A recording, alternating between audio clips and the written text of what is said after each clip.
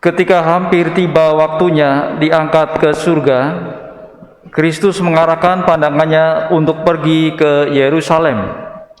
Ia mengirim beberapa utusan mendahului dia. Mereka itu pergi lalu masuk ke suatu desa orang Samaria untuk mempersiapkan segala sesuatu baginya. Tapi orang-orang Samaria itu tidak mau menerima dia karena perjalanannya menuju Yerusalem. Ketika dua muridnya, yaitu Yakobus dan Yohanes, melihat hal itu, mereka berkata, "Tuhan, apakah Engkau mau supaya kami menyuruh api turun dari langit untuk membinasakan mereka?" Tapi Kristus berpaling dan menegur mereka. Lalu mereka pergi ke desa lain. Ketika Kristus dan murid-muridnya melanjutkan perjalanan, datanglah seseorang di tengah jalan dan berkata kepadanya, "Aku akan mengikuti engkau kemanapun engkau pergi." Kristus berkata kepadanya, "Rubah mempunyai liang dan burung mempunyai sarang, tapi Anak Manusia tidak mempunyai tempat untuk meletakkan kepalanya." Lalu kepada seorang lain, Kristus berkata, "Ikutlah aku." Tapi orang itu berkata, "Tuhan, izinkanlah aku pergi dahulu menguburkan Bapakku." Tapi Kristus menjawab, "Biarlah orang mati menguburkan orang mati, tapi engkau pergilah dan beritakanlah kerajaan Allah di mana-mana." Lalu seorang lain lagi berkata, "Tuhan, aku akan mengikuti engkau, tapi izinkanlah aku pamitan dahulu dengan keluargaku." Tapi Kristus berkata kepadanya, "Setiap orang yang siap untuk membajak, tapi menoleh ke belakang, tidak layak untuk kerajaan Allah." Demikianlah sabda Tuhan. Terpujilah Kristus.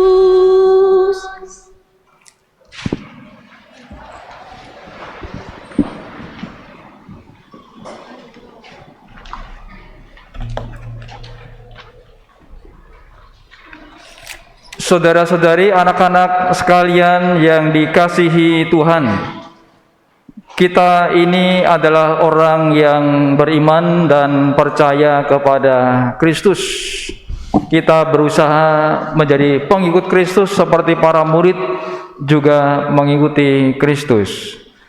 Nah, ketika kita mengikuti Kristus, maka perlu kesediaan hati, butuh yang namanya kebebasan, butuh yang namanya tahu mana yang kita pilih untuk mengikuti Kristus, mana yang berusaha kita tinggalkan, yang menghalangi kita untuk ikut Tuhan.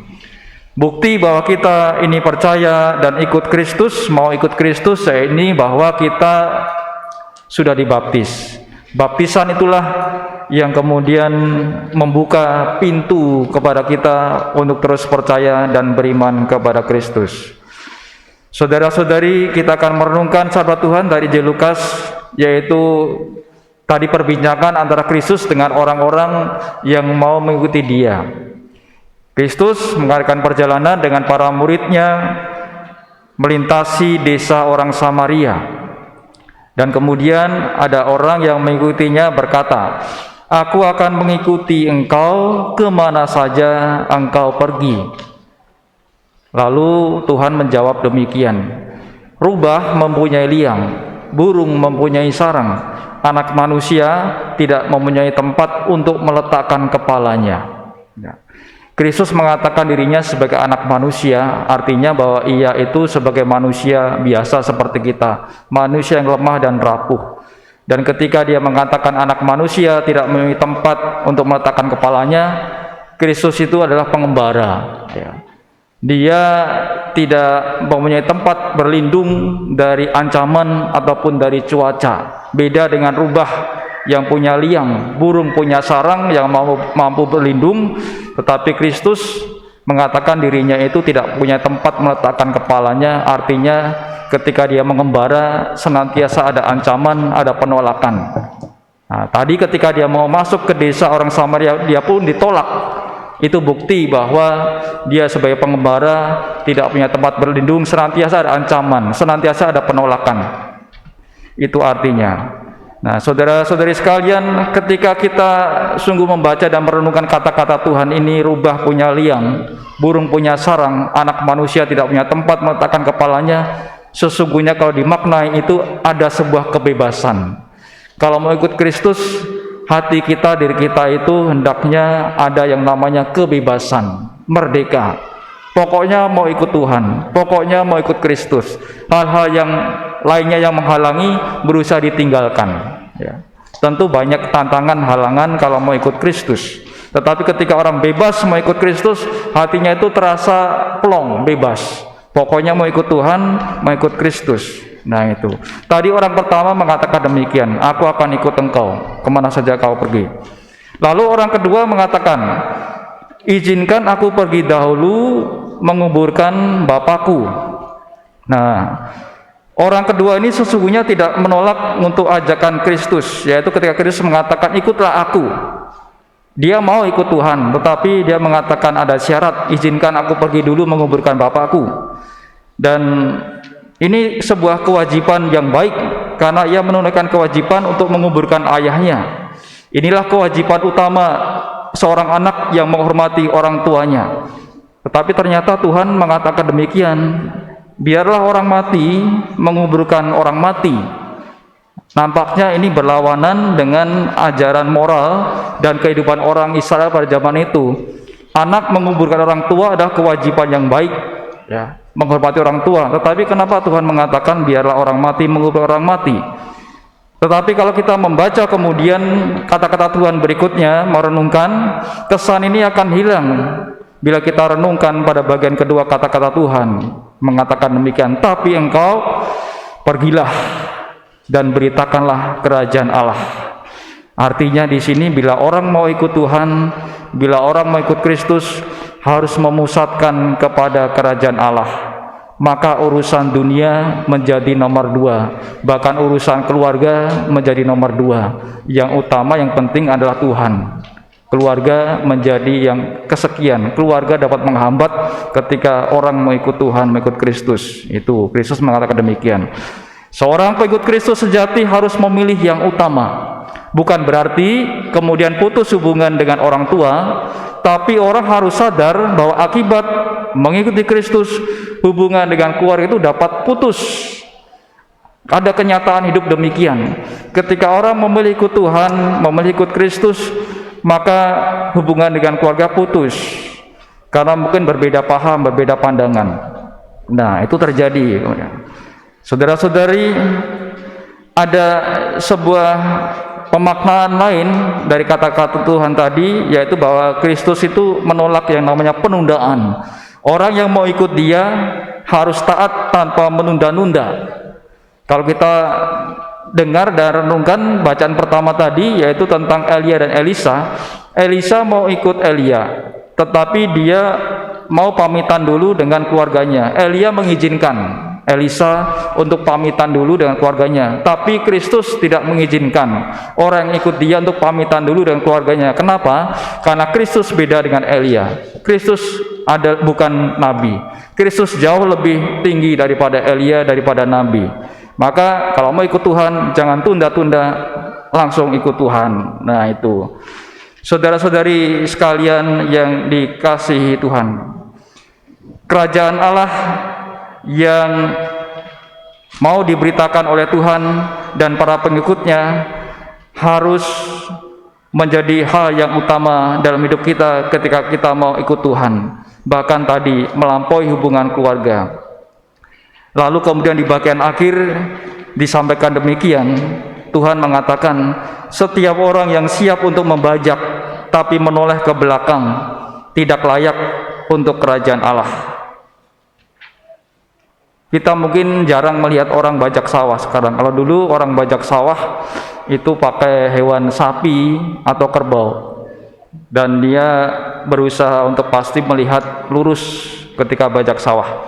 Kalau sekarang sudah pakai traktor membajak sawah sehingga alurnya lurus. Nah, ibaratnya tadi kalau orang bajak itu kemudian menoleh ke belakang, alurnya akan menjadi berbelok-belok tidak karuan. Mungkin ladang akan rusak, sawah akan rusak, ataupun susah untuk ditanami. Maka Tuhan mengatakan, orang yang siap bajak tapi menoleh ke belakang tidak layak untuk kerajaan Allah. Artinya adalah apabila orang mau ikut Kristus harus fokus, tidak merepotkan diri dengan hal-hal yang menghalangi untuk ikut Kristus. Dikatakan bahwa tidak layak untuk kerajaan Allah itu lebih tepat diterjemahkan dengan tidak cocok atau tidak siap untuk kerajaan Allah. Saudara-saudari, anak-anak sekalian, percakapan singkat Kristus dengan para calon pengikutnya menegaskan tentang ongkos perjalanan bagi pengikut Kristus, yakni tuntutan mutlak kerajaan Allah. Kristus menuntut agar pengikutnya melepaskan diri secara radikal dari kepunyaan dan tuntutan keluarga agar dapat mengikuti Kristus dalam tugas yang mendesak, yaitu menegakkan kerajaan Allah. Mengikuti Kristus itu bukanlah pekerjaan sampingan, tetapi harus yang utama dalam kehidupan. Maka mari kita buktikan, saudara-saudari, kalau kita sungguh mau ikut Kristus, mau ikut Tuhan, coba itu yang menjadi pertama dan utama. Bagaimana hasilnya? Mungkin akan kita sendiri yang akan merasakannya. Bagaimana hasilnya kalau kita menomorsatukan Allah dalam hidup kita, menomorsatukan Tuhan dalam hidup kita. Mungkin di situ ada karunia, ada berkat yang akan kita terima, kendati ada kesulitan, tantangan pasti kalau menomorsatukan Allah dalam hidup kita. Bagaimana dengan keluarga? Bagaimana dengan kenyamanan yang sudah kita miliki? Bagaimana dengan hal duniawi kalau kita sungguh mengutamakan Tuhan menjadi yang nomor satu? Itu tentu ada tantangan.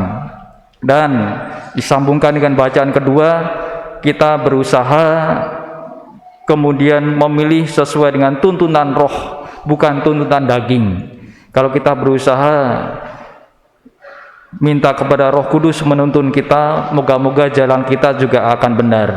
Kita akan memfokuskan, mengutamakan hidup kita yang pertama-tama untuk Tuhan, hal-hal yang lain itu menjadi yang nomor sekian, sehingga diri kita itu merasa bebas, merasa lepas, merasa merdeka, karena kita sungguh mau ikut Kristus, mau ikut Tuhan dalam hidup kita. Kita menggantungkan seutuhnya hidup kepada Tuhan, kepada Allah. Yang lainnya akan ditambahkan, yang lainnya akan diberikan Tuhan kepada kita kalau kita mampu untuk menomorsatukan Tuhan dalam hidup kita. Kita usahakan untuk menomorsatukan, mengutamakan Tuhan dalam hidup kita, dan moga-moga Roh Kudus juga membimbing kita. Kemudian kita mampu untuk ikut Kristus sampai akhir, kendati tentu ada tantangan, halangan, dan rintangan dalam hidup kita. Kita senantiasa mohon kepada Roh Kudus agar mampu untuk mengutamakan Allah dalam hidup kita setiap hari. Kita hening sebentar untuk meresapkan sabda Allah.